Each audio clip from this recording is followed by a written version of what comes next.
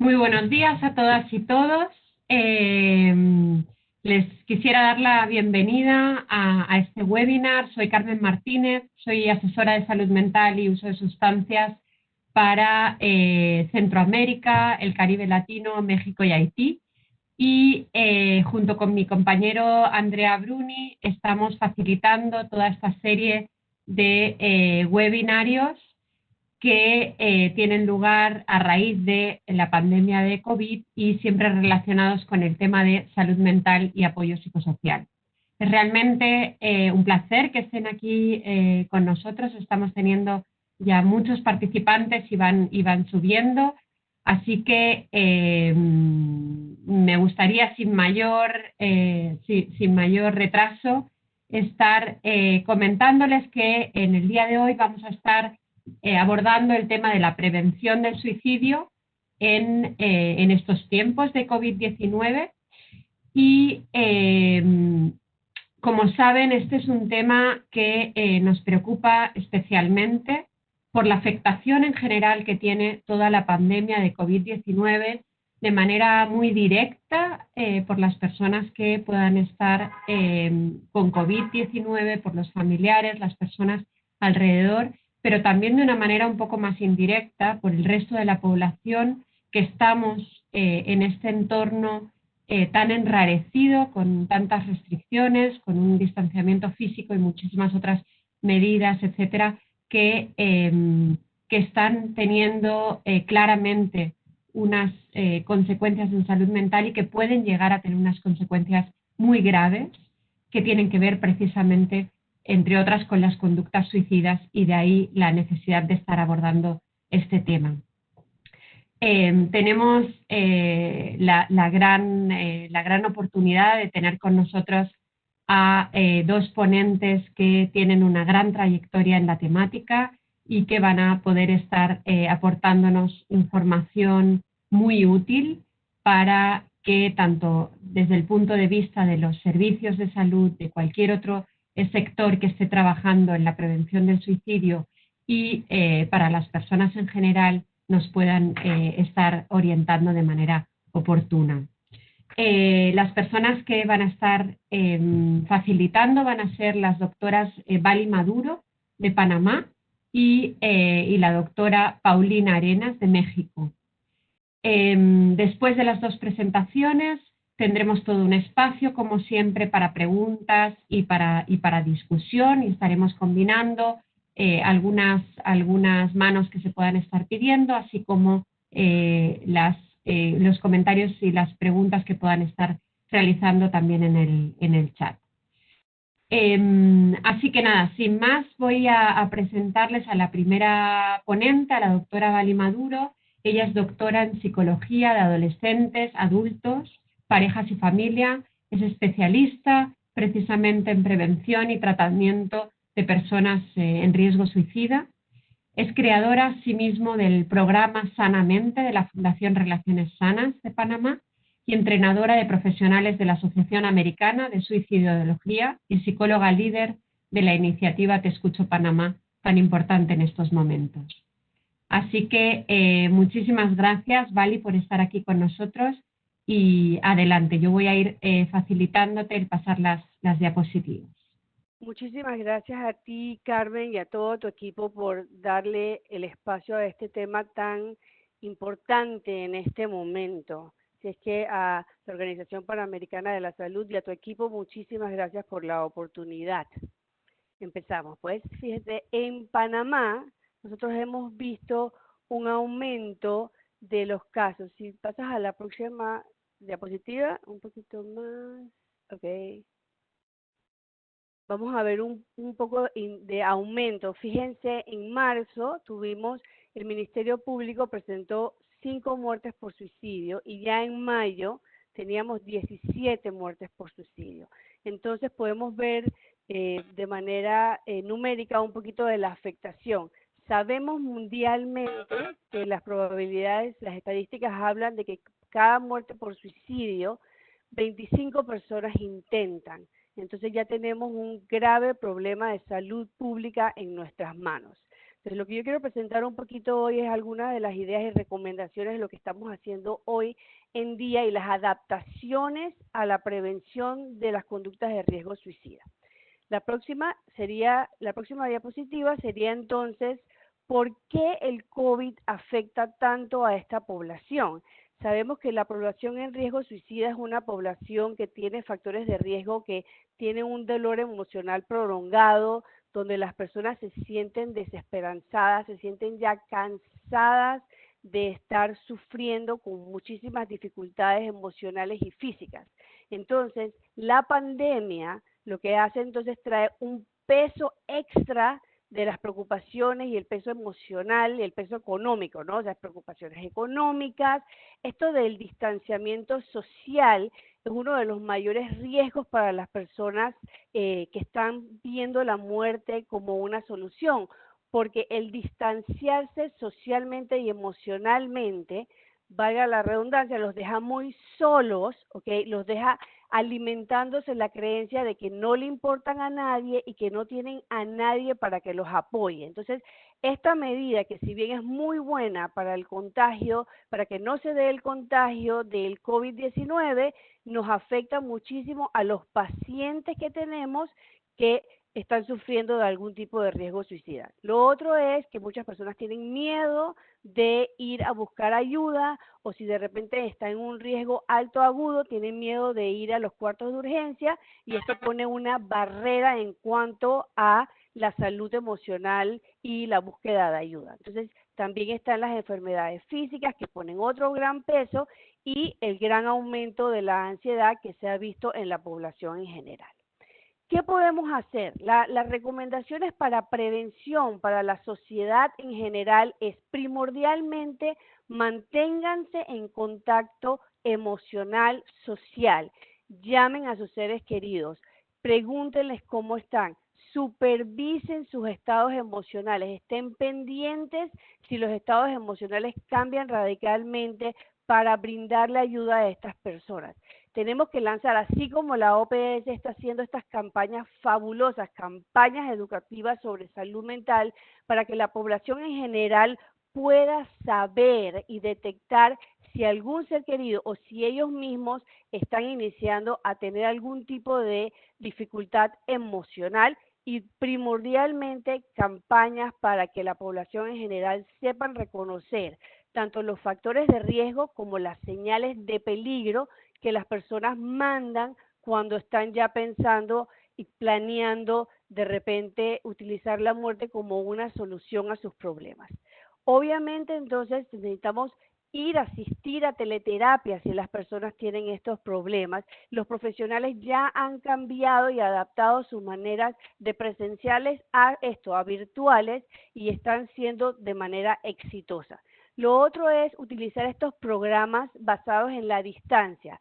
Antes, hace muchos años atrás, había todos estos programas donde las personas mandaban cartas, ¿sí? Ahora lo que podemos hacer es utilizar la tecnología, mandar mensajes de apoyo, mantenernos en contacto, como dije al principio. Es muy, muy importante que los seres humanos nos mantengamos alerta, en contacto emocional con otros seres humanos que pudieran estar necesitándolo en este momento. Y es primordial que los medios de comunicación jueguen su papel muy importante en estos momentos. La OPS primordialmente tiene las recomendaciones como los medios de comunicación deben presentar las noticias de muertes por suicidio. Es de suma importancia que sigan estas recomendaciones, porque pueden hacer el cambio de un contagio en la población, o de repente hacer una buena prevención a aquellas otras personas que estén en riesgo. Entonces, ya pues la siguiente filmina les va a hablar un poquito a ustedes a nivel más de los profesionales. Los profesionales que no están entrenados en la evaluación y el tratamiento necesitan tomar estos entrenamientos para que tengan las herramientas adecuadas y puedan dar un buen servicio. Entonces, necesitamos comenzar a evaluar y monitorear a todos nuestros pacientes, ya no solamente a los que sabemos que están en riesgo, porque sabemos que la pandemia ha afectado de una u otra manera a todos los pacientes, y necesitamos saber si han cambiado su nivel de riesgo. Entonces hay que evaluar y monitorear a todos los pacientes que están en riesgo. Vamos a desarrollar un plan de seguridad que les voy a presentar un poquito el día de hoy. Necesitamos adaptar, por ejemplo, la teleterapia, que también se los voy a hablar ahorita, y necesitamos educar a los pacientes y a los familiares. ¿Cómo educar a los pacientes? A que ellos mismos puedan reconocer cuáles son los disparadores que inician la crisis. A los familiares los vamos a entrenar entonces en cómo supervisar a sus seres queridos que están en riesgo. Un ejemplo facilito es de repente monitoreando de cualquier método letal, monitoreando si las personas están teniendo alguna actividad ya de plan de poder hacerse daño. Tenemos que supervisar y monitorear también y educar a los familiares para que ellos sean nuestros aliados en la prevención del suicidio. Lo otro, los profesionales tenemos que convertirnos en voluntarios que crean conciencia en la población de estar monitoreando su salud mental y también de estar monitoreando a las entidades del gobierno a que pongan muchísimo más presupuesto, muchísimo más en este momento que se necesita más inversión en los tratamientos de la salud mental. Ahora vamos un poquito más a los detalles. En la siguiente slide les voy a decir cuáles son las adaptaciones. El día de hoy que estamos viendo a nuestros pacientes por medio virtual, necesitamos saber la ubicación exacta donde están.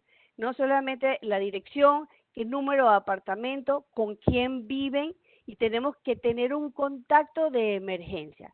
Yo sé que a veces los pacientes se resisten a esto, pero tenemos que abogar. Tú me estás hablando a mí porque tú sabes que necesitas un poco de apoyo. Es importante que me dejes apoyarte dándome un contacto en caso de emergencia, ¿sí? Lo otro es que así la adaptación de que nosotros tengamos nuestros audífonos cuando hacemos la teleterapia, ellos también tengan un espacio privado para que puedan desahogar y comentar sobre las necesidades que tienen en ese momento. Lo otro, necesitamos tener un plan que mientras hablamos con el paciente, si el paciente está en riesgo alto o agudo, que no dejemos de estar en ese teléfono con esa persona en contacto y que podamos llamar al contacto de urgencia sin desconectarnos del paciente. Pasa el siguiente, por favor. Tenemos que hacer una evaluación muy amplia. Tenemos que preguntar directamente sobre ideaciones y comportamientos. Por ejemplo, a veces pensamos, la persona, has estado pensando en hacerte daño, y la persona nos dice que no. Y nosotros podemos hacer otras preguntas, ¿verdad?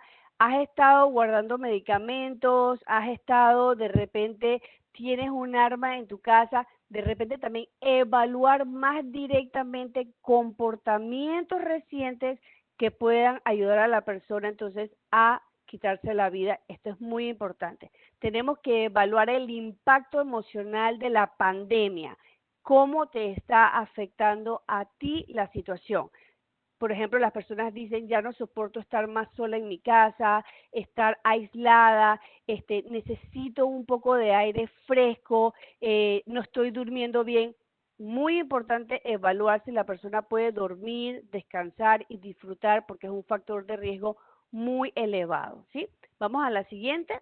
Y entonces aquí vamos también a ver, no solamente los factores de riesgo, las señales de peligro, también tenemos que saber cómo están los factores de protección. ¿Tiene o no esta persona una razón para vivir? ¿Tiene un grupo de apoyo? Y si estos factores de protección han aumentado o disminuido. Sabemos que muchas personas se ven afectadas ahora en sus relaciones familiares y de repente ahí un factor de protección ha disminuido y tenemos que estar pendiente en eso.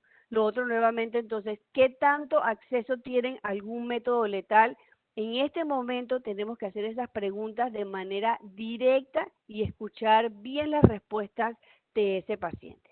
Y para terminar, entonces les voy a hablar un poquito de esto del plan de seguridad.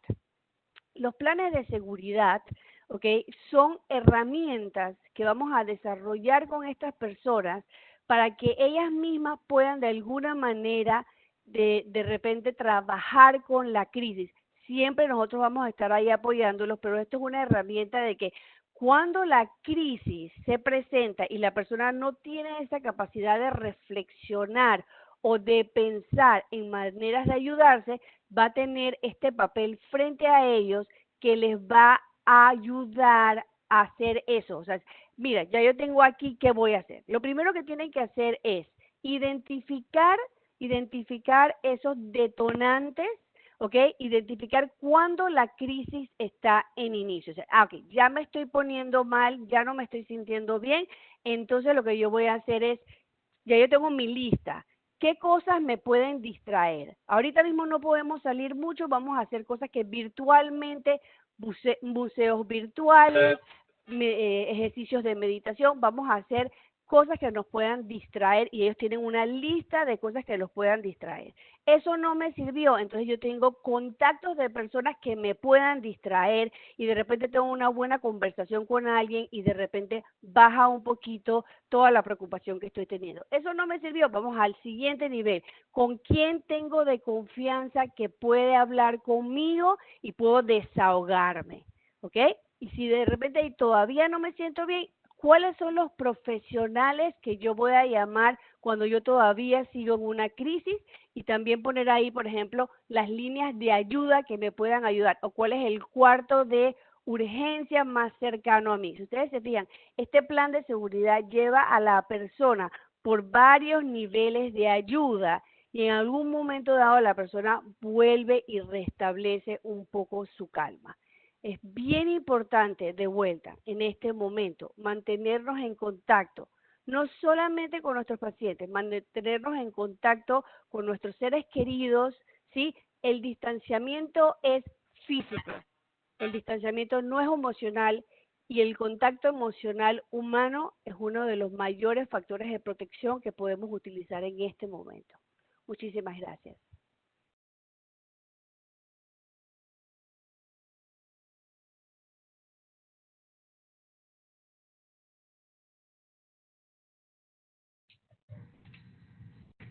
Muchísimas gracias, Vali. Creo que de manera muy concisa, muy puntual y muy clara nos has dado unas aportaciones muy importantes acerca de la importancia y de los elementos que tenemos que tener en cuenta a la hora de evaluar y de estar dando pautas para la prevención del suicidio.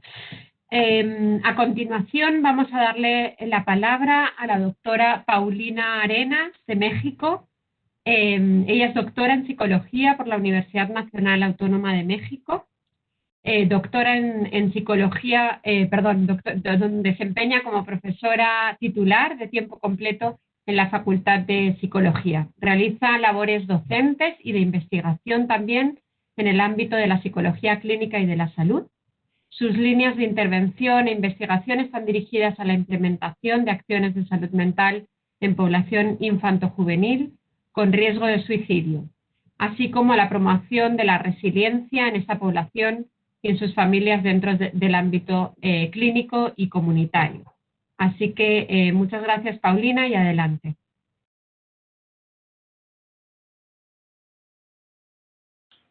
Muchas gracias a ti, Carmen, por esta primera presentación. Gracias absolutamente a todos los que nos acompañan el día de hoy. Bueno, yo voy a platicarles de manera muy puntual sobre el trabajo que hemos estado desarrollando y que titular esta presentación justo todo este trabajo que tiene que ver con la forma de colaborar interprofesional e interinstitucional para la atención de la salud mental y del riesgo de suicidio ante la pandemia por COVID. Para empezar, quisiera agradecer a las instituciones colaboradoras por el apoyo de todas las personas. La siguiente, por favor, Carmen, que están trabajando en conjunto. No podría ser posible realmente plantear todo lo que tiene que ver dentro de este contexto de pandemia, pues como la prevención del suicidio sigue siendo un eje que, si bien es muy invisibilizado, así como muchos elementos de la salud mental, creo que los elementos de crisis ante la pandemia nos han ayudado a poner en un primer plano la importancia de esta problemática. Bien, y gracias. Y con respecto a esto de la evaluación general de cómo está la salud mental y el riesgo de suicidio en México, bueno, muy puntualmente les diré que es cierto que sabemos que a nivel mundial el suicidio ocupa una de las 3 primeras causas de muerte violenta. Este incremento se ha dado principalmente en la población que tiene un rango de 15 y 29 años.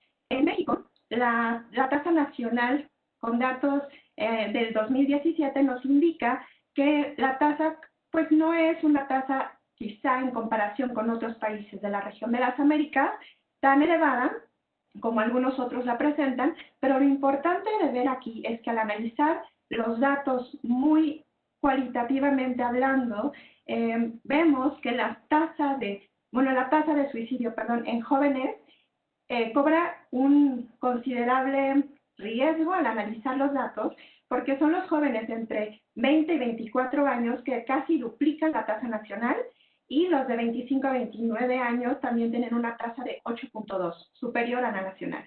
Cuando vemos esta información por detalle con respecto al sexo y al grupo de edad, identificamos que son los hombres jóvenes entre 20 y 24 años que tienen una tasa casi 3 veces mayor a la nacional. Entonces, este es solamente el panorama como lo presentamos y lo tenemos en México. La que sigue, por favor. Y lo que hemos estado haciendo y que se ha estado trabajando de manera muy importante es identificar cómo está la población ante esta situación del COVID en materia de salud mental. Estos son unos datos que nos han estado compartiendo porque están en una página que les comparto la referencia.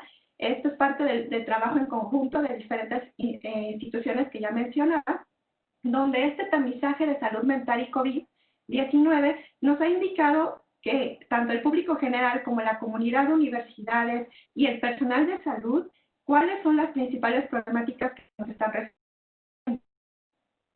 Y quiero nada más mostrarles con la que sigue, por favor. Algunas de las de las problemáticas que mayor incidencia están presentando, ¿no? Violencia, consumo de sustancias, depresión, ansiedad, autolesión y suicidio en quinto lugar, estrés agudo, burnout y somatización. Esto es muy importante porque si vemos las cifras y vemos más o menos la proporción en materia de quienes están respondiendo esto, un 7% de personas que tienen algún tipo de riesgo por autolesión y suicidio, que normalmente las investigaciones nos hablan de que alrededor del 10% de la población, pues es una cantidad muy importante de personas a considerar. Entonces, no solamente les mostraba esta diapositiva también, porque hay que ver el comportamiento suicida en articulación con todas las demás problemáticas en materia de salud mental con las que puede estar también acompañando. La que sigue, por favor. Entonces, quiero enmarcar el trabajo que se está haciendo pues, a nivel nacional en relación a los principales retos de salud para la atención de trastornos mentales y riesgo de suicidio. Como les mencionaba al inicio, la pandemia nos ha venido a apoyar en algún momento, pensando en que las crisis siempre tienen también un lado positivo, a identificar también todo el trabajo que se ha venido haciendo de años atrás. Desde el 2003 empezó a trabajarse mucho con la guía de intervención MH-GAP en el país, tratando de encontrar formas en las cuales la brecha de atención para salud mental pudiera minimizarse. Sabemos que dentro de los principales problemas que han aumentado esta brecha de atención en salud mental está el estigma, no solamente de la propia persona por tener alguna problemática en este sentido, sino también de la familia, por supuesto la pareja, a veces la comunidad misma y también el personal de salud. Esta es una de las razones por las cuales en el 2017 en México empezó a trabajarse muy duro con respecto a lo que ya mencionaba Vali, de la importancia de capacitar a las personas, específicamente al personal de salud en el sector salud de México, con el uso de la guía de intervención MH-GAP. Esto también en respuesta a que tenemos un número muy reducido de profesionales para la atención de salud mental. Bueno, nada más datos así generales les puedo compartir que en una conversación que teníamos con una de las responsables de la Secretaría de Salud en materia de suicidio, nos indicaba que de los registros que han estado teniendo, pues hay alrededor de 900 psiquiatras en el sector salud, lo cual es muy poco en México. En todo el país hay alrededor de 4.500 y que no hay un registro claro del número de psicólogos que tenemos.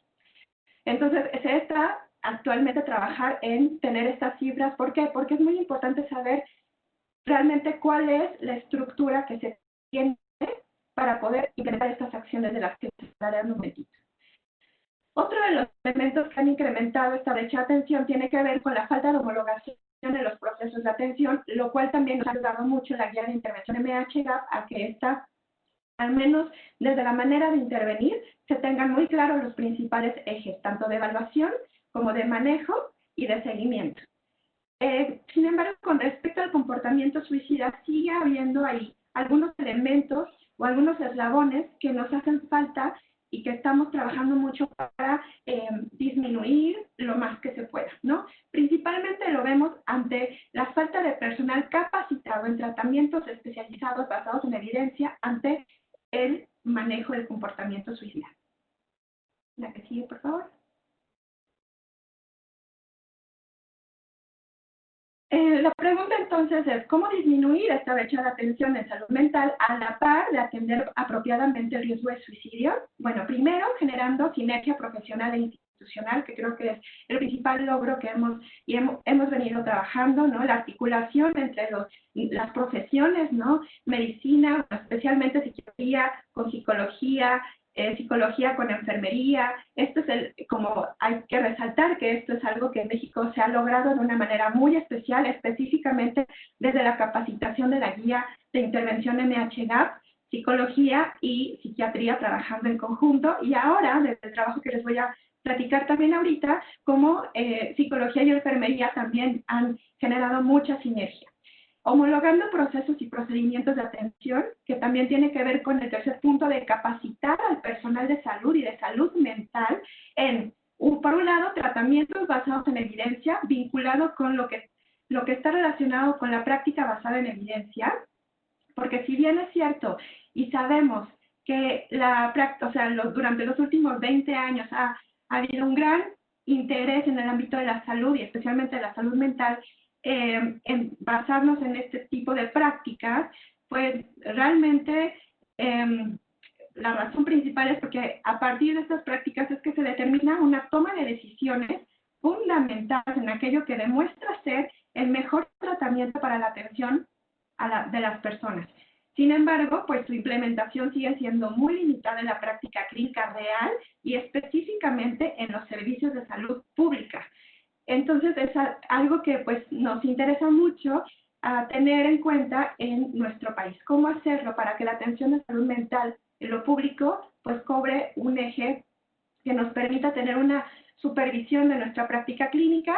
Y pues, por supuesto, el cuarto punto sería crear, en algunos casos y en otros, fortalecer los grupos de trabajo que ya existen de manera colaborativa para la atención de casos en riesgo entre los sistemas de salud. Y quiero aquí puntualizar también en la comunidad, porque esto que nos decía Vari, de cómo evaluar, identificar factores de riesgo, pero también de protección, vamos a ver con la que sigue, Carmen, por favor, que también tenemos ahí un eje comunitario muy importante para lo que tiene que ver con la atención apropiada y oportuna del riesgo de suicidio.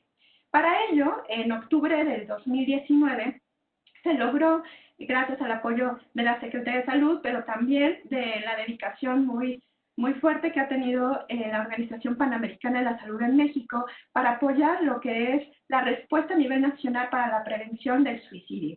Entonces se hizo un primer taller o encuentro en octubre, a partir del cual se empezó a desarrollar lo que va a ser el Programa Nacional para la Prevención del Suicidio desde los 5 ejes fundamentales que consisten en vigilancia, intervención, capacitación, investigación y organización y financiamiento. Yo les voy a hablar únicamente por el tiempo de los 2 ejes de intervención y capacitación. Principalmente en intervención hablaré de los niveles de riesgo de suicidio y la capacitación como en lo que estamos en este momento ante la pandemia por COVID. Les mencionaba hace un momentito que la determinación del riesgo inicial y el primer contacto de atención no necesariamente sucede en la red de servicios de salud. Aquí la comunidad cobra un papel fundamental y la comunidad entiéndase por todas las personas que nos rodean y papás, mamás, hermanos, hermanas, amigos, vecinos, ¿no? Ellos son muchas veces los agentes comunitarios, los profesores, los colegas en el trabajo, algún centro religioso que atendemos, ¿no? Estos los pusimos en el primer nivel de atención al riesgo de suicidio leve, porque pues junto con el personal de salud de primer nivel de atención, como los enfermeros, trabajadores sociales, paramédicos, médicos, todos ellos, pues estarán aquí siendo o teniendo un papel fundamental para poder dar la atención apropiada. Quiero también mencionar que a pesar de que el programa para la prevención del suicidio se va a apoyar en la infraestructura de los 3 niveles de atención del sistema de salud en México, la complejidad misma del comportamiento suicida requiere pues de un abordaje integral y pues para poder manejarlo apropiadamente tenemos que plantearnos una reestructuración de los niveles de atención en función del riesgo de suicidio. Entonces, esto es algo muy importante para que poder aclarar esto de lo que estoy hablando. El segundo nivel, que consiste en un nivel moderado, está principalmente focalizado al personal especializado ambulatorio, es decir, psicólogos, porque también tenemos psicólogos dentro de los centros de salud, hospitales generales, psicólogos clínicos, pero que tengan una formación especializada en el tratamiento del comportamiento suicida. Y en el tercer nivel, pensando en un nivel de riesgo alto, grave, el personal especializado que está principalmente en los hospitales generales y de especialidad, que consiste en los psiquiatras. En la siguiente diapositiva, trataré de esquematizar de una mejor manera los niveles, cómo se está trabajando la articulación entre estos niveles de una mejor forma, porque si bien es cierto que existen estos niveles de atención en materia de los servicios de la red pública, pues el nivel de riesgo de suicidio cobra una necesidad de atención distinta, lo que decía Mali, ¿no? Esta descripción de si todas estas señales de alerta, pues entonces, ¿qué voy a hacer? Aquí, bueno, pues les estoy tratando de mostrar cómo el primer, segundo nivel están muy articulados, pero siempre el segundo, o sea, para el abordaje apropiado del tratamiento con respecto al comportamiento suicida va a tener una importancia muy especial dentro del segundo nivel, ¿no? Entonces, el primer nivel estará muy orientado a trabajar con aspectos de riesgo leve o bien agudo, ¿no? Para esto, pues tenemos a todo el personal, como les había mencionado, el primer nivel, y las acciones esenciales de contención, estabilización, orientación y consejería del equipo de salud primaria, pero también de los agentes comunitarios en su momento, activar el apoyo psicosocial y la derivación. Son principalmente las acciones que este primer nivel va a estar cubriendo, para que entonces esta derivación oportuna nos permita trabajar en un segundo nivel el riesgo moderado o bien los factores de riesgo distales asociados con el comportamiento suicida. Es decir, necesitamos aquí fortalecer los tratamientos comprensivos para el abordaje del comportamiento suicida de mayor o de un largo alcance. Las acciones estarán entonces muy dirigidas al acceso a tratamientos psicológicos y conductuales basados en evidencia y en caso de requerirlo, paralelamente se trabajará con un tratamiento farmacológico. En el tercer nivel, pues está más destinado a los tratamientos de emergencia, es decir, atender a los factores de riesgo distales, no solamente distales, sino proximales, perdón, que impliquen un nivel de riesgo alto, es decir, a dar la atención inmediata a la hospitalización, ya sea voluntaria o involuntaria, con medidas de contención para estabilizar también y para dar un tratamiento y seguimiento vinculado con también un nivel especializado, es decir, psicológico y farmacológico complementario. Aquí vemos que en el tercer nivel se van a trabajar también todos aquellos problemas de salud mental asociados. La que sigue, por favor. Como segundo eje esencial les mencionaba la capacitación del personal. Esto no se puede realizar si no tenemos un personal muy capacitado para atender estos diferentes niveles. Y ahorita les platico rápidamente en qué estamos y hemos venido trabajando durante los últimos años y específicamente a partir de la pandemia por COVID, como la sinergia institucional y interprofesional se ha podido consolidar más. En el primer nivel de atención, no solamente con todas las personas que ya tienen esta formación en la guía de intervención MHLab, sino también aquellos que necesiten tomar un diplomado para el manejo específico del riesgo suicida. En este primer nivel serán quienes la manera como de complementar el trabajo de la guía de intervención MHLab con una forma muy particular de dar una atención al comportamiento suicida basado en prácticas o prácticas basadas en evidencia con esta especificación. Y en un segundo nivel, el equipo ambulatorio de especialidad será quienes esté trabajando más, los psicólogos clínicos, como mencionábamos principalmente, y también una articulación con los psiquiatras. Y este planteamiento que estamos proponiendo desde el programa de atención a depresión y riesgo de suicidio de la Facultad de Psicología, junto con la Escuela Nacional de Enfermería y Obstetricia, la UNAM, así como con el apoyo de algunas organizaciones que también ya tienen muchos años de experiencia en materia de las terapias conductuales, contextuales e integrativas, pues estamos apoyándonos e informándonos y trabajando de manera colaborativa para proponer una metodología de capacitación donde el eje esencial está vinculado con la supervisión permanente, es decir, el tener la posibilidad de cuidar al cuidador. Es muy importante señalar que el comportamiento suicida se trabaja en conjunto, en grupo. La que sigue, por favor. Estos solamente son algunos ejemplos de la red de atención de salud mental que con el grupo técnico de trabajo en salud mental también se estructuró a partir del COVID-19. Como eje central tenemos la línea de la vida, son los números de atención que se lograron pues también homologar, ¿no?, en servicios. Está la unidad de inteligencia epidemiológica y sanitaria, que en el número 4 está muy dirigido específicamente a las diferentes problemáticas de las que les hablé al principio, y en coordinación con el 911. La que sigue, por favor.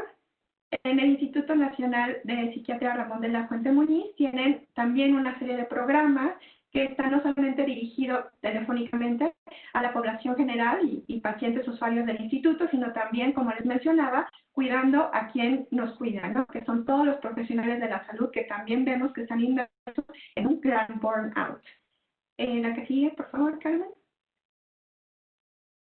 Esa es la red de atención de salud mental de la UNAM, que en colaboración con todas las instituciones que aquí aparecen, en dos sentidos está primero la Facultad de Psicología con la coordinación de los centros, que desde su programa de atención psicológica a distancia y con la página de misalud.unam.mx COVID-19, es que han estado trabajando en esta encuesta y tamizaje de salud mental, y que también en colaboración dentro de esta coordinación, el programa de atención para la depresión y el riesgo de suicidio ha estado y continuará trabajando de manera coordinada para atender a las personas que se encuentren en un nivel de riesgo que requiera una atención especializada en el segundo nivel, con personas que están también especializadas en tratamientos contextuales. Y en la Facultad de Medicina se tiene el Departamento de Psiquiatría y Salud Mental, que en coordinación con todo el proyecto de hospitales COVID también han dado una respuesta muy importante para la población en su conjunto. Y finalmente les menciono que pues el desarrollo está en trabajo en conjunto con la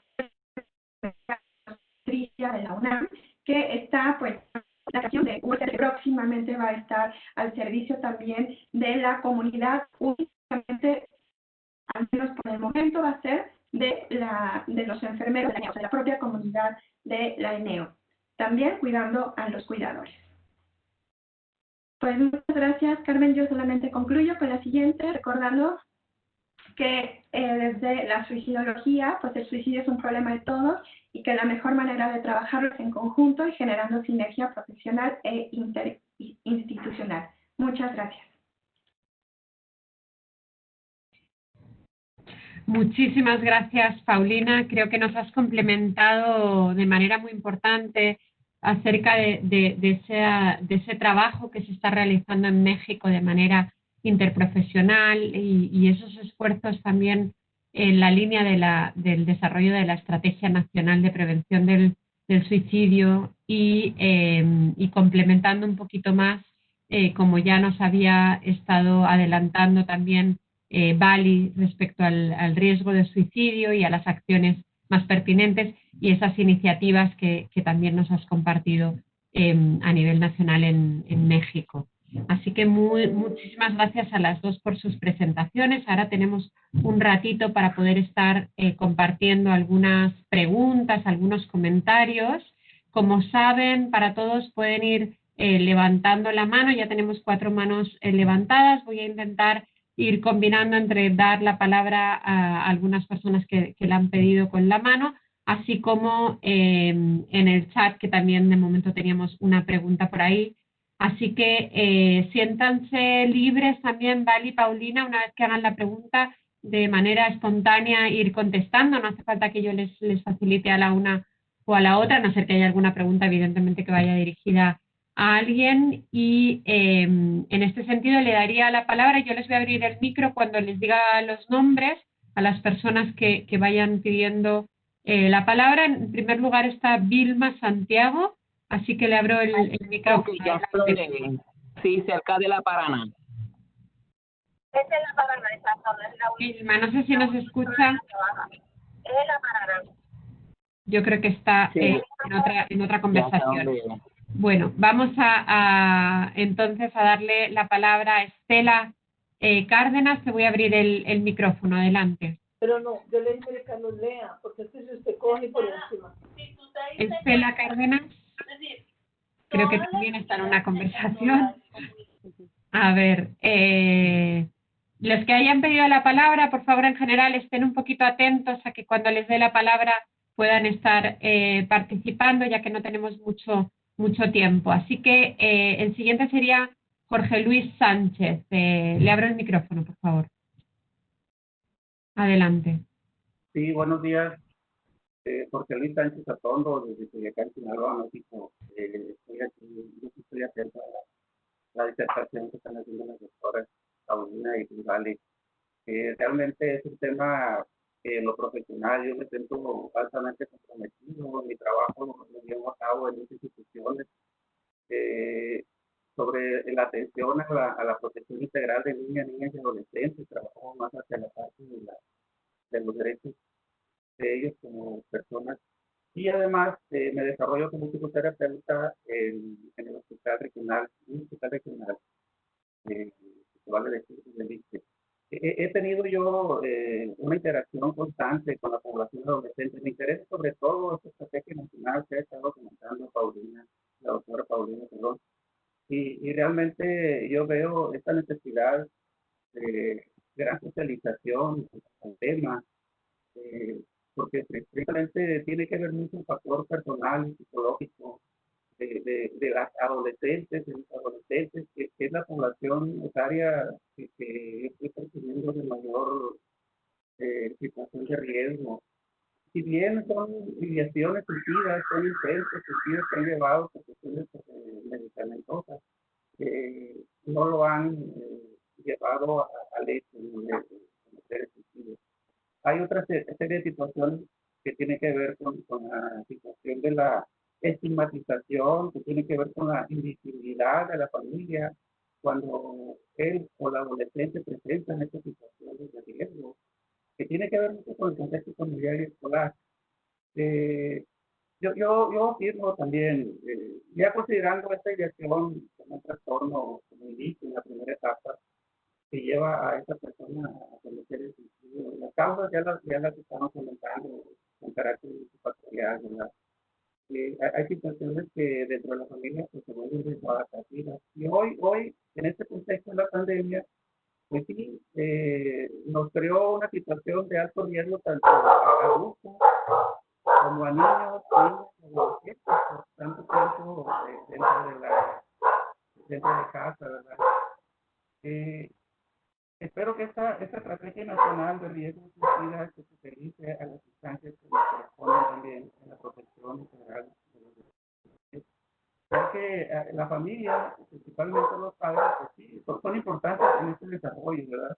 Ya que dependiendo de este estilo parental empleado, pueden ser considerados como factores protectores o incluso como factores de riesgo mismos. por esas condiciones en que se desarrollan aquí en la comunidad. Tenemos una situación psicosocial en las comunidades de alto riesgo por lo que se ha venido dando recientemente en la cuestión de crimen organizado, y eso nos lleva a diversas conductas de riesgo. Esa sería mi observación, y la verdad, cuando se manejan estadísticas bien no las tenemos tan precisas, pero sí son... Disculpe que le interrumpa, Jorge Luis. Estamos teniendo problemas para escucharle. Sabemos que tiene un perro cerquita y está un poco complicada. No sé si podría puntualizar un poquito el comentario o la pregunta, porque nos cuesta realmente escucharle. Gracias y disculpe. Sí, lo que pasa es que hay unas personas vendedoras afuera en la calle y son tan atentos en la vigilancia y eso me contrata también. Eso sería más que todo. Agradecer y pues estamos atentos siguiendo estos seminarios que están organizando. Muchas gracias. Saludos desde Culiacán, Sinaloa, México.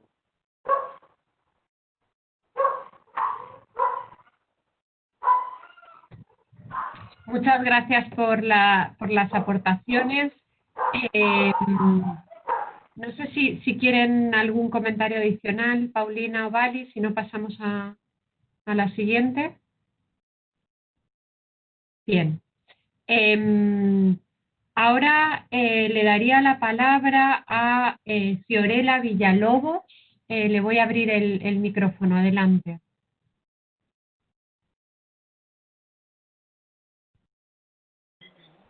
Tiene el micrófono abierto, Fiorella.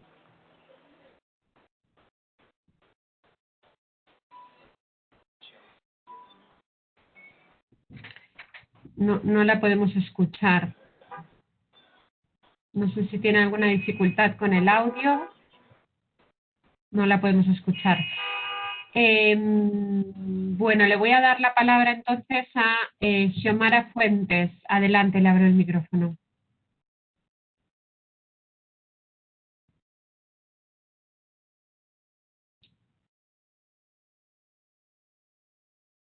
Tampoco parece ser que le funcione el audio.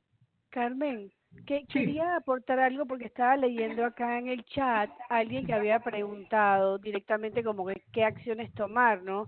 Y de repente mencionar un poquito, o sea, es muy importante saber cuáles son los factores de riesgo, ¿no? Vamos a decir, varios factores de riesgo serían que la persona esté hablando de muerte, que por ejemplo la persona tenga una afectación emocional prolongada, vamos a decir, o una afectación física prolongada, vamos a decir que tenga un diagnóstico de depresión o de ansiedad ya por largo tiempo, que la persona pues tenga situaciones familiares, de relaciones de mucha dificultad, que la persona tenga, por ejemplo, un aumento en el uso de sustancias. Todos esos son factores de riesgo que podemos observar en la población, ¿no?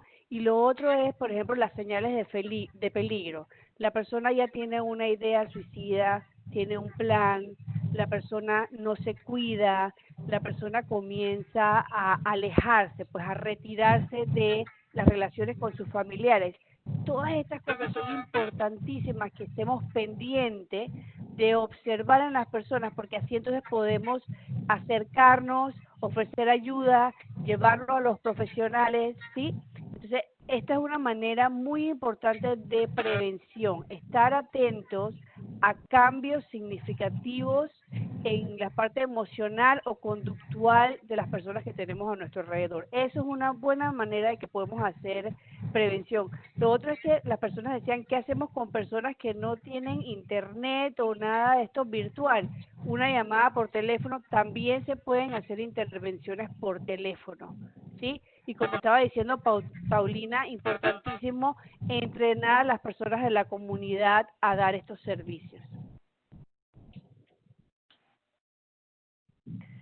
Y con respecto, me parece muy apropiado esto que hizo Vali. Yo también creo que, si te parece bien, que podamos a lo mejor atender paralelamente algunos comentarios del chat, porque creo que hay preguntas muy valiosas acá, que también estaba revisando. Bueno, se me bajan de repente conforme van llegando, pero había una que decía que si podían accesar, ¿quiénes podían accesar a este diplomado? Bueno, esto era como, esta presentación es para informarles un poco qué es lo que se está haciendo, y ahorita se está trabajando específicamente con el sector salud a nivel público. Entonces, si son parte del sector salud público, bueno, pues ya pronto estarán sabiendo un poquito más.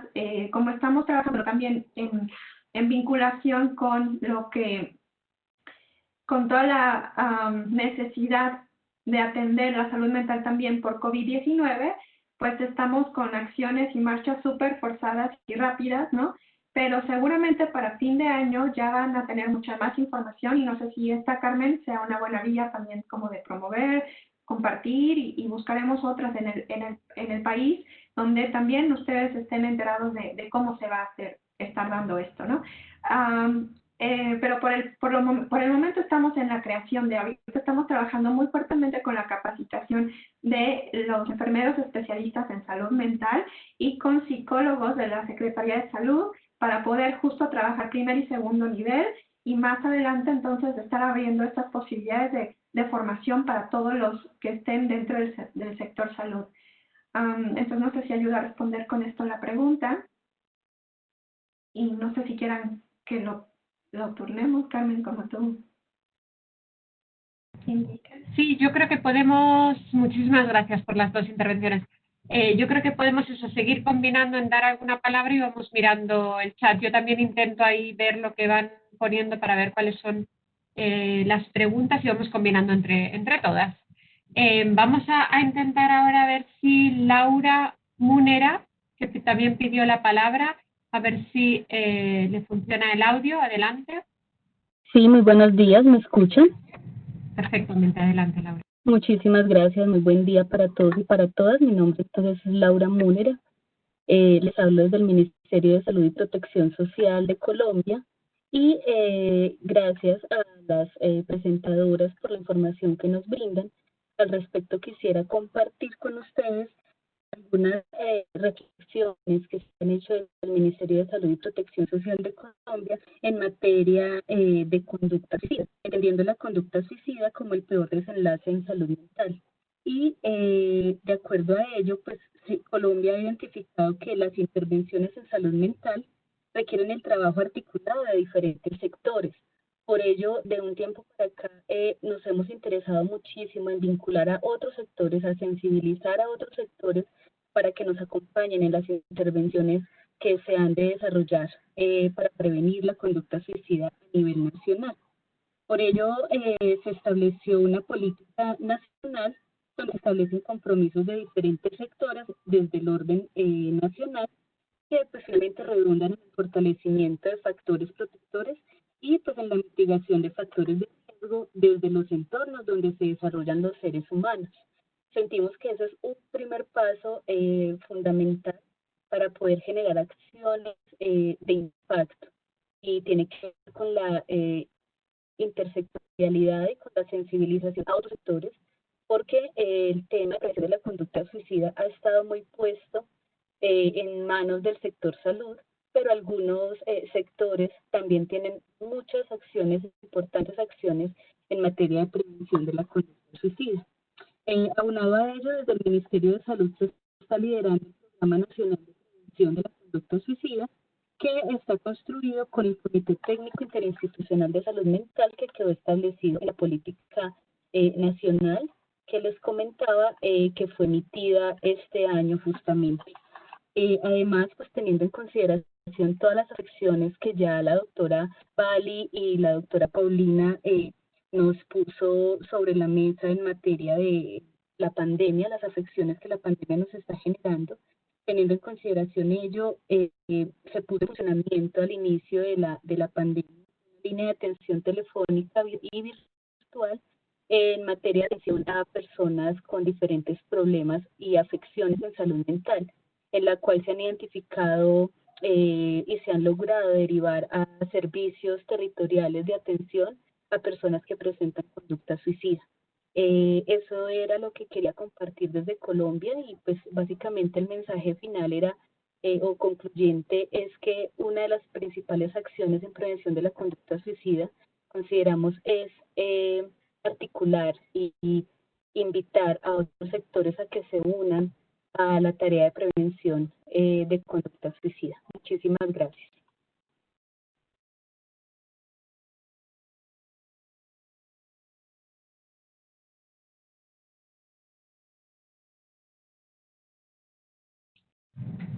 Muchísimas gracias, Laura, por compartir esa información. No sé si quieren hacer algún comentario al respecto. Pasamos a la siguiente. Vale. A ver, ahora podríamos, a ver, entre algunas preguntas que han ido más o menos comentando,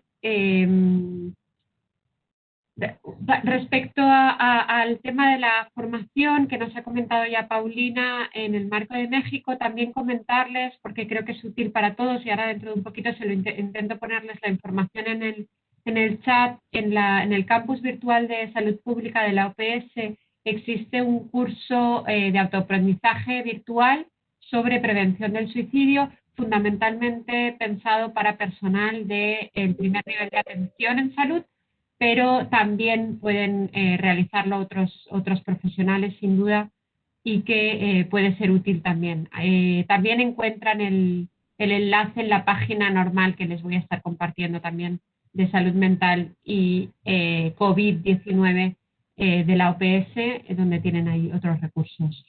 Había una pregunta también de Luis Pinto, decía: hola, soy de Chile, trabajador social, quisiera consultar qué diferencias realizarían en el abordaje a la prevención suicida en la intervención familiar o terapéutica familiar con niños, niñas y adolescentes, considerando variables contingenciales como la crisis sanitaria y de la historia de la vida familiar, como el suicidio como conducta transgeneracional. Saludos y agradecen las exposiciones.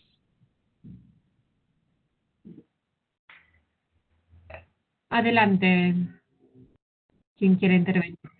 Bueno, vaya algo al respecto, pero bueno, yo creo que es una pregunta muy importante, muy valiosa y bueno, finalmente está considerando diversos elementos, ¿no? La diferencia de trabajar con, por lo pronto, distintas poblaciones. También asocio a una pregunta que había comentario, pregunta, no recuerdo en qué país, mencionaban que estaban presentándose suicidios en jóvenes cada vez de menor edad, ¿no? Adolescentes, ya no solamente en este rango entre 15, 20 años, como lo veíamos, sino de 10 años, niños incluso, ¿no? Entonces, sí hay una serie de elementos que tenemos que considerar para un abordaje integral y, por supuesto, desde los diferentes ejes de atención, no solamente, les decía yo, y Vali lo planteó muy bien también, la comunidad como está involucrada en esta importante labor de identificar en un primer momento, ¿no? Entonces, ¿cómo trabajar con la familia ante esta situación de pandemia? Sí es un reto, un gran reto, porque además en nuestros países de la región de las Américas, nosotros nos hemos topado, que seguramente será la experiencia de muchos de los que están aquí, con limitaciones desde los espacios hasta la privacidad, ¿no? Hemos tenido, por ejemplo, algunas situaciones donde un adolescente intentó quitarse la vida y bueno, pues los papás que lo pudieron persuadir en su momento, manejar esta situación en un contexto donde además muchos elementos, ¿no?, puestos aquí, y que por eso es la importancia de tener muy claro cuáles son las diferentes acciones que cada actor, desde la comunidad hasta saber qué hacer y a dónde derivar y a dónde llevarlo, podemos ofrecerles, ¿no? Las líneas de atención por lo pronto están siendo una gran ayuda. Yo creo que eso es algo que quiero rescatar, o sea, cómo hacerlo en el momento de la pandemia, diría yo, que es sabiendo cuáles son las líneas de atención a las cuales yo puedo decir a la persona, por favor, comunícate acá, que eso fue lo que ocurrió con nosotros, ¿no? Que la mamá le llamó a la psicóloga que conocía en la escuela, ¿no?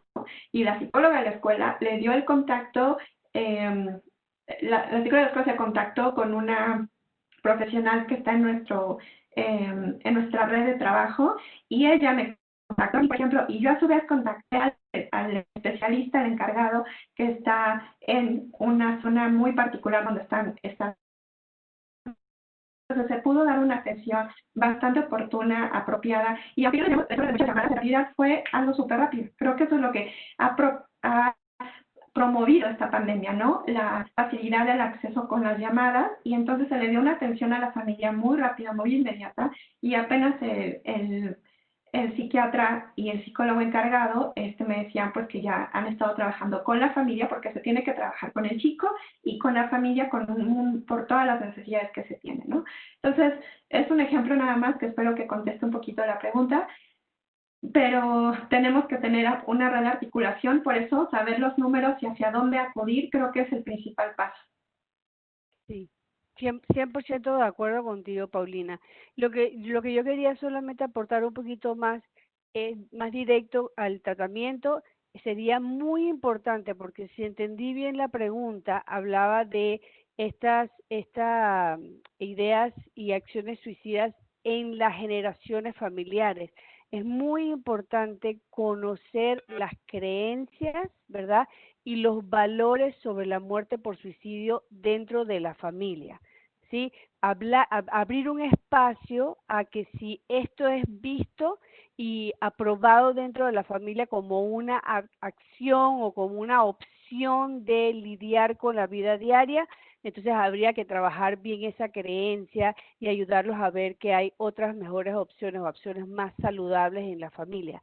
Y 100%, aquí en Panamá hemos tenido una proliferación, tenemos varias líneas de ayuda también y han sido muy beneficiosas a la población. La parte educativa ha sido también un gran aporte. Y lo otro que estamos haciendo en Panamá, por ejemplo, es que estamos haciendo evaluaciones a los niños y a los adolescentes para entonces comenzar a detectar, que es otra manera de prevención.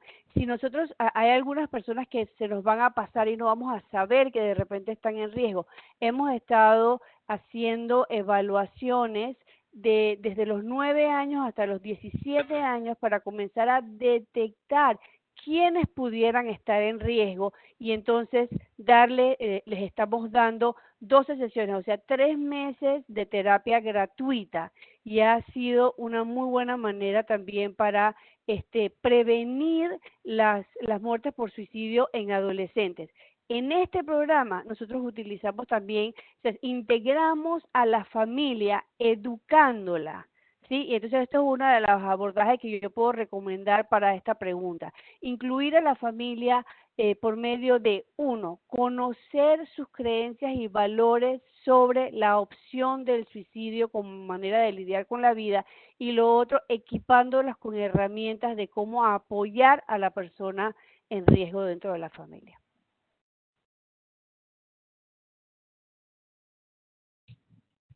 Muchísimas gracias por los aportes.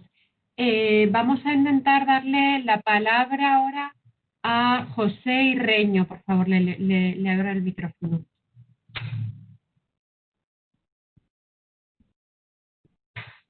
Adelante, José. Muy buenos días. Felicitar a las conferencistas, a la doctora Vali y a la doctora Paulina y a todo el grupo de la OP, de la Organización Panamericana de Salud Mental. Le habla José Irreño desde Colombia, Boyacá, Tunja. Soy representante de la población con discapacidad mental y he venido escuchando todas las conferencias durante este último tiempo. Bueno, mi inquietud es esta. Se han sacado políticas públicas, digámosle, a nivel latinoamericano. Se está trabajando con la rehabilitación basada en la comunidad, pero se nos atravesó la pandemia. Entonces, como no estábamos preparados y la salud era para la población, ahora resulta que la atención también es a nuestros profesionales, a todo el grupo que nos atienden. Entonces ya pasamos a ser absolutamente todos, toda la población a nivel mundial y a nivel panamericano. Entonces, todas esas políticas y resoluciones y decretos que tendríamos para atender la salud mental y aún la salud pública, pues quedaron un poquito, digamos, desactualizadas, no obsoletas, sino desactualizadas, y ahora tenemos que, como estados, definir una serie de lineamientos, ¿no?, para diseñar nuevas políticas públicas, ya con unos ejes, unos componentes, unos enfoques, unas líneas que estén acordes a la situación actual y a lo que se va a venir, a lo que tenemos que enfrentar. Entonces ya estamos viendo unos indicadores muy preocupantes, ¿cierto?, de pasar de 5 a 17, y si nosotros vamos a mirar en Colombia, es prácticamente lo mismo, o sea, a nivel mundial se ha venido creciendo pues esta situación suicida. Entonces, yo sí me gustaría conocer desde la Organización Panamericana, ya se están realizando, digamos, estos ajustes y lo que se va a venir. Muchas gracias.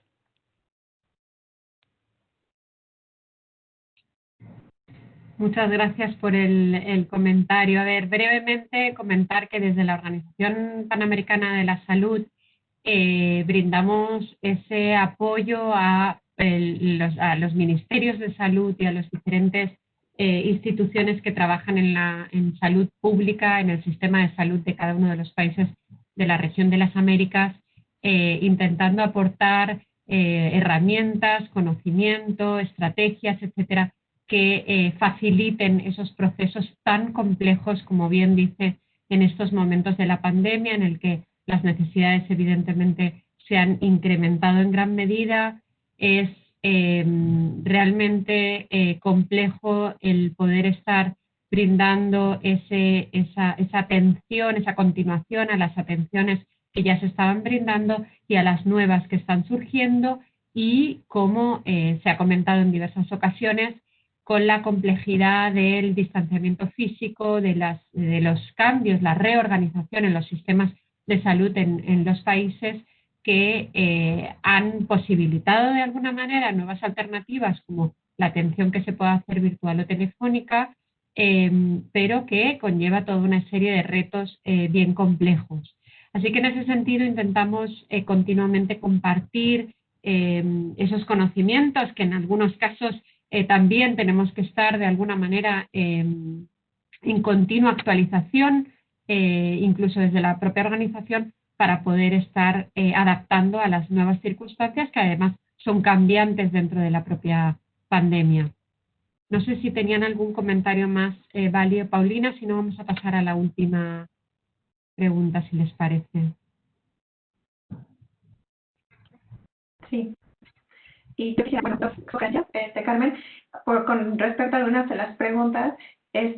La primera es con base a la preocupación que existe en relación a los propios profesionales de la salud y de la salud mental. Es cierto, como yo se los mencionaba en un momento de la presentación, que tenemos que tener mucho cuidado con qué está pasando con el personal y el personal de salud también en materia de, pues no solo quizá empezar a desarrollar algún tipo de problemática en salud mental, sino también por el estrés laboral que tienen, ¿no?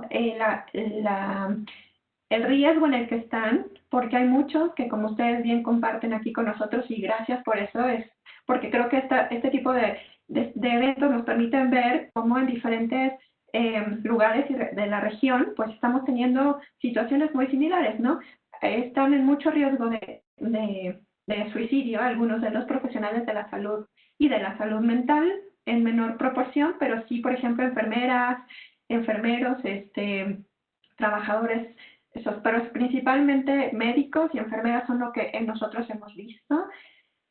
Y bueno, pues hay que tener mucho, por eso lo mencionaba también allí, cuidar al cuidador. Creo que es una estrategia esencial que tiene que venir desde las secretarías de salud de cada uno de los países, porque son quienes necesitan estar a cargo de su propia gente, ¿no? Entonces, yo les mencionaba que este tema del suicidio no se debe trabajar de manera aislada, no como un terapeuta o psicólogo, no, tenemos que hacerlo de manera articulada. Y parte de esta articulación de trabajo es cuidarnos entre nosotros. Entonces, si ustedes identifican que alguno de sus colegas o colaboradores empieza a tener un estrés laboral tal, un nivel de malestar y expresa de diferentes formas, como ya lo decía Gali, ¿no? Con estos factores de riesgo señales que empiezan a dar, yo, y que quiero contestar otra pregunta que también de las últimas que tenían es, ¿cómo hago cómo se le estimula a recibir ayuda especializada sin que se sienta que se imposición a alguien? Entonces quiero articularlo con esto porque acuérdense que es primero preguntar cómo está la persona, cómo se encuentra, cómo se siente. Y pueden decir, ¿no? Últimamente he notado algunos cambios de conducta importantes en ti. ¿Cómo estás? ¿Cómo te sientes? ¿No? Preguntar. Después son primeros auxilios psicológicos, pero también enfocados con sí. Después escuchar, que es lo que la persona tiene que decirnos. Una de las experiencias que nosotros tenemos con algunas de nuestras colaboradores en enfermería, pues nos compartían justo esto, ¿no? Que una colega le decía, es que últimamente he pensado que quiero matarme. Y entonces, claro, la psicóloga que le escuchaba justo le preguntó, ¿cómo te encuentras en este momento? ¿Quieres hablar? Y entonces la colega, la enfermera le comentó, amiga, le dijo, sí, bueno, es que me siento de tal y tal manera. Entonces lo que hizo fue escucharla y después referirla, derivarla, decirle de qué manera podría yo ayudarte. Y ella le decía, bueno, no es que me vaya a quitar la vida, pero es que tengo muchos veces, ya estoy cansada, simplemente pienso en mi familia y digo, bueno, no, a ver, tranquila, va de nuevo. O sea, como que ella misma lo que necesitaba era hablarlo con alguien. Entonces, primero, los auxilios psicológicos creo que es el punto elemental para poder dar una orientación sin que también la persona se sienta como lo que tú tienes que hacer es ir al psicólogo o al psiquiatra, porque muchas veces también mencionaban en el chat, hay comunidades que no quieren ir al psicólogo o al psiquiatra porque no saben del todo, no tienen como la información necesaria sobre cómo se trabaja en estos niveles. Y muchos del estigma que también hablaba, muchos tienen miedo de pensar que algo puede estar mal en ellos y que entonces tienen que tomar un medicamento. Entonces consideran que no, eso es algo que pues los va a identificar como personas que no pueden resolver las cosas. Entonces es el estigma el que tenemos que ayudar a disminuir. ¿Y cómo lo hacemos? Evitando juicios, evitando opiniones personales, críticas, evitando tratar, el tomar medicamentos. Eso es parte del trabajo que tenemos que hacer nosotros para poder suavizar el que las personas puedan flexibilizarse, entender cuál es la manera de atención que deben ellos de recibir y que no es solamente una cuestión de actitud o de mala disposición, es algo que nos puede pasar absolutamente a todos, ¿no? Ante una situación como la que vivimos ahora, donde hay personas que no solamente, pues a lo mejor ya tienen algún tipo de vulnerabilidad biológica, sino que además se quedaron sin trabajo, no tienen dinero, viven en espacios muy pequeños, con hacinamiento, tienen dificultades en las relaciones con la pareja, y, o sea, vamos sumando estresores. Entonces hay que identificar, como bien decía también Gali, los factores protectores que sí tenemos.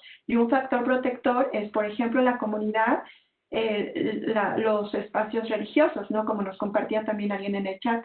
Si se acercan a usted, está bien. O sea, hemos visto que inclusive a nivel de investigación la religión es una de las principales estrategias para enfrentar el malestar y el estrés que funcionan. Entonces, que la gente se acerque con ustedes pueden también orientarlos. Y justo, preguntando cómo están, escuchándolos y referirlos. Y entonces su referencia les va a permitir, acompañada de, si tú en este momento pues te sientes de tal manera y yo quiero ayudarte, pero tampoco sé cómo hacerlo, juntos podemos encontrar a aquella persona que puede ayudarte y a sentirte de manera distinta. Creo que esa sería alguna forma de responder a algunas preguntas.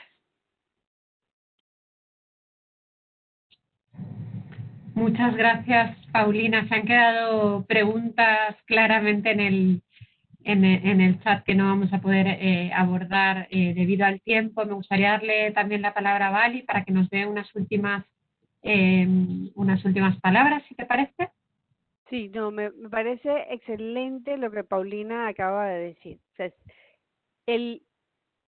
La conducta de riesgo suicida es una problemática que nos afecta a todos. Así como dijimos al principio que una persona que muere por suicidio, hay 25 personas que lo intentan, porque una persona que muere por suicidio, se habla de 6 personas afectadas por esta muerte por suicidio, y a mí me parece extremadamente bajo. O sea que esta problemática es una problemática que, primero de todo, nos afecta a todos, pero también es responsabilidad de todos.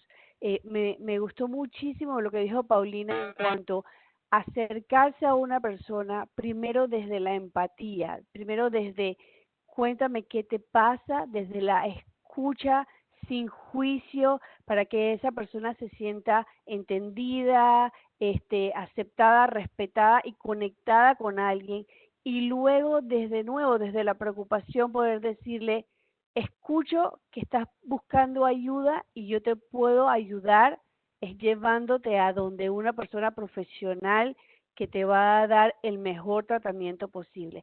Entre las preguntas, hablan aquí de personas, por ejemplo, que tienen un aumento en el consumo de drogas. De la misma manera, hablarle a ese adolescente desde el respeto, desde la aceptación, y decirle, ya que pediste ayuda, entonces vamos a buscarla y vamos a hacer juntos el apoyo y el tratamiento necesario. Eso es lo que yo quiero aportar aquí. Educación, apoyo y tratamiento hacen prevención. En Panamá hemos tenido resultados muy positivos. Un 71% de las personas que terminan su tratamiento salen del riesgo suicida, si es que podemos ver resultados saludables y positivos. Muchísimas gracias a las dos, a Vali Maduro, a la doctora Vali Maduro y a la doctora Paulina Arenas, por estas presentaciones y por aclarar estas dudas y estos comentarios sobre esta temática tan importante de prevención del suicidio. Ahora ya sí que vamos a tener que estar cerrando debido al tiempo, como siempre. Les recordamos que cada viernes a la misma hora, serían las 11 de hora del este desde Washington DC, y con la correspondencia para los diferentes países. Vamos a seguir con esta serie de webinarios de salud mental y apoyo psicosocial en tiempos de COVID-19. Les he puesto en el chat si tienen alguna sugerencia sobre alguna propuesta de alguna temática o quisieran estar aportando algo, pueden escribirnos a mi colega Andrea Bruni y a mí misma, Carmen Martínez, y tienen toda la información en cuanto a van a tener las grabaciones siempre de los diferentes webinarios y las presentaciones en esta página que también les hemos puesto, la tienen ahora mismo en la pantalla y la tienen en el chat también. Pueden estar consultando otro tipo de recursos. Desde el día de ayer tenemos un nuevo documento que hemos publicado sobre las intervenciones de salud mental y apoyo psicosocial recomendadas en el contexto de COVID-19 para la región, que se basa en esa pirámide que se establece desde el grupo interagencial a nivel internacional desde hace ya unos cuantos años, y con esas adaptaciones que consideramos se recomiendan en estos momentos. Algunas de ellas se han comentado en el día de hoy, y bueno, evidentemente depende de quién sea el actor que esté interviniendo, si es más a nivel comunitario, más a nivel de salud especializada o más generalista, etcétera, etcétera. Brindamos ahí toda la información, que como les digo la pueden encontrar en esa página. Y comentarles que el próximo webinario del viernes que viene es sobre experiencias de organizaciones no gubernamentales en el terreno de salud mental y apoyo psicosocial, siempre en el contexto de COVID-19, y para ello contaremos con la participación de las organizaciones CBM y MSF, Médicos Sin Fronteras. Así que, sin más, quisiera darles las gracias por la participación, por este intercambio tan rico y tan importante, y espero que tengan un muy buen fin de semana y se cuiden mucho. Muchas gracias a todos y a todas. Muchas gracias, Carmen. Sí, muchísimas gracias.